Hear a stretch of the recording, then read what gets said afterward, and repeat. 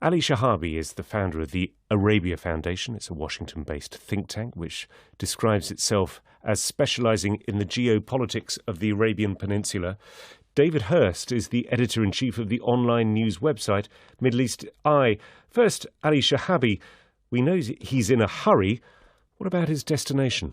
Well, it certainly is all to the good because the country, had been ruled by elderly gentlemen for the last 40, 50 years. And a very large number of issues had been kicked down the road and not dealt with. And he has come in the last 2-3 years and handled a lot of complex and very difficult files with a lot of courage.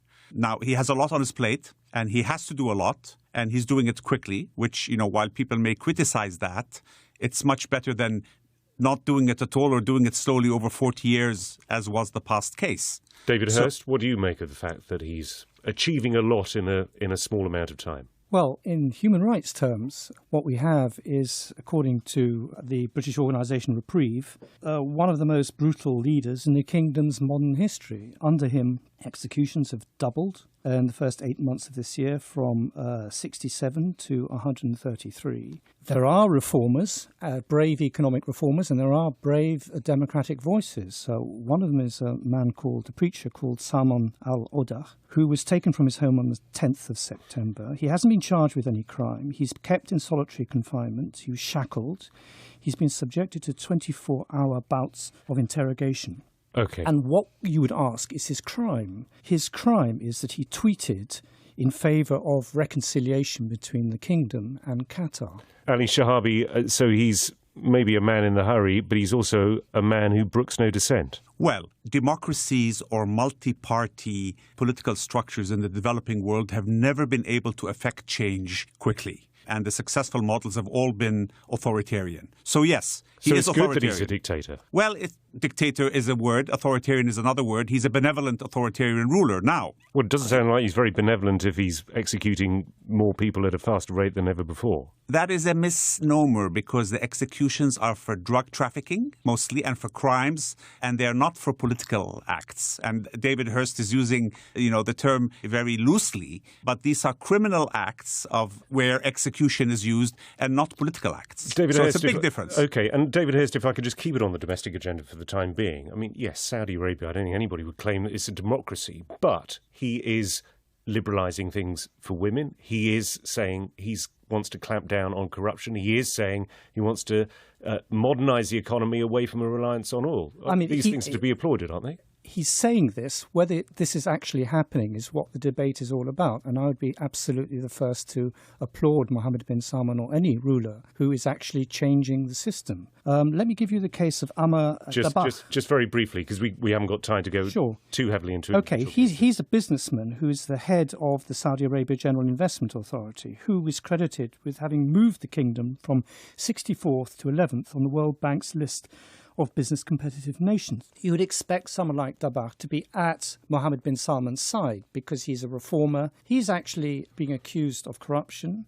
He's been tortured, according to his family, and he's now agreed to surrender his assets. Now, purely in terms of stability and purely in terms of economic, moving the nation on, what lesson would that give other businessmen, Saudi or direct foreign investors, who would say, is my money safe?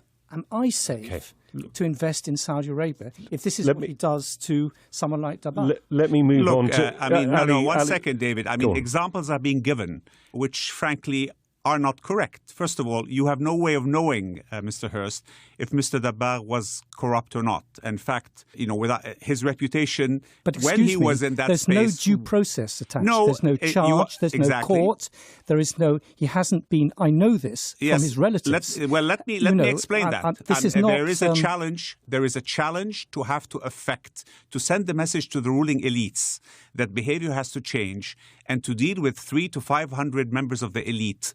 You could not have the proper due process that you would have had in England because it would have taken years. It would have taken a decade. Gentlemen, let me move on to affairs outside Saudi Arabia, because obviously it has huge import in the region. In fact, many people see Mohammed bin Salman as perhaps the most powerful man in the Middle East. Let me talk about Yemen. Ali Shihabi, as you will be aware, although Saudi Arabia is acting on behalf of the Yemeni government in what it's doing in Yemen, although there was a UN resolution that paved the way for Saudi involvement, that Saudi involvement is causing tremendous distress. The world's worst humanitarian crisis. Saudi is not solely responsible for it, but it plays a large part in it. What do you say about MBS's role in that? Look, unfortunately, Saudi Arabia is extremely anxious about what has been happening in Yemen. Yemen is on its southern border. It's its soft underbelly. You know, analysts can sit in London or New York and belittle Saudi anxiety.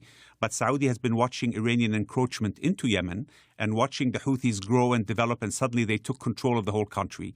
And they had to go to war. Now, war always causes suffering. And it's very easy to, of course, we all, abhor civilian casualties. But the hard fact is that the country is responsible for defending its internal security or its external security, and it felt it had to go to war. And there's a price. There isn't a single war that Britain or America or any other, advanced Western country has undertaken that has not caused similar casualties. David Hurst? Well, I agree with some of that. I certainly think that Saudi Arabia does have to protect its southern border. I certainly agree.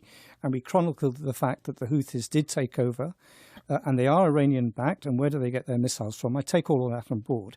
But the fact is, he launched a war, which was supposed to be a quick blitzkrieg, then went on holiday to the Maldives, shocking the American Secretary of State, the Secretary of Defense, these are small, irrelevant They people. are not, because he's supposed to be the commander. And it was not a blitzkrieg, by the way. Let me Shahabi, let me just correct that point, because the Saudis had fought the Houthis 5 years before and had a difficult time fighting them. So there was no illusions among the Saudi military leadership that this was going to be a quick battle. But let's get on to what is actually happening in that battle. And the Office of the UN Human Rights Commissioner put out a report last year saying that in addition to markets, hospitals, schools, residential areas and other public and private infrastructure, the past year witnessed airstrikes against funeral gatherings and small civilian boats. That's the Saudi-led coalition.